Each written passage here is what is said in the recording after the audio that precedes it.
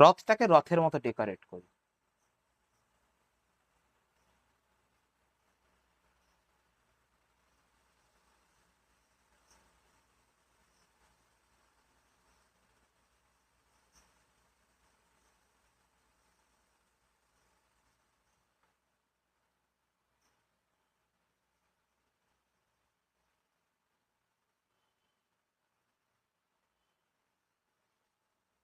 রথ যেন বোঝা যায় যে হ্যাঁ আমাদের মেন অবজেক্টিভ কিন্তু রথ। এটা একটা কম্পোজিশনের নিয়ম।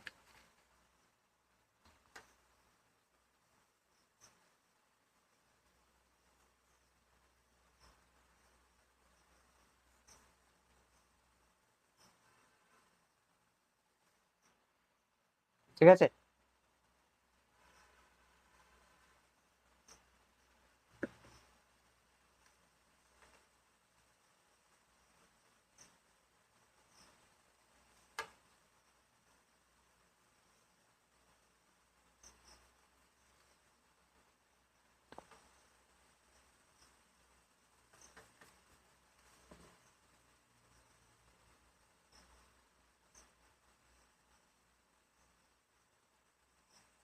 এটা হচ্ছে আমাদের চাকা।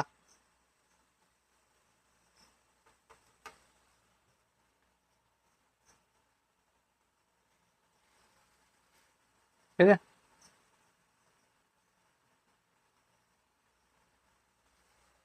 হলো।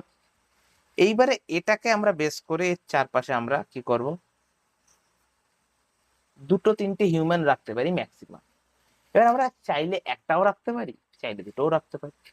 তা আমি ফার্স্টে একজনকে রাখছি যে এ রথটা টানছে।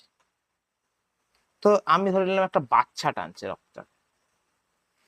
ঠিক আছে, তো বাচ্চা কি করে টানবে?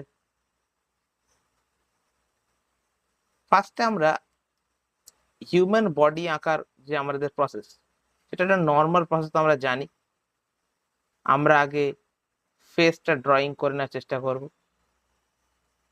ঠিক আছে, ফেস ড্রয়িং হয়ে গেল। এবারে ফেস ড্রয়িং করার একটা পদ্ধতি, তুমি চাইলে ইউ লিখেও ফেস ড্রয়িং করতে পারো। তো আমি যেটা এখন লিখলাম এটা একটা হাফ ইউ এর মতোই দেখতে, দেখো ভালো করে। মানে এটা যদি আমি যদি এরকম তুলে দিই তাহলে এটা ইউ হয়ে যাবে। তো এটা একটা প্রসেস টেকনিক জাস্ট, এটা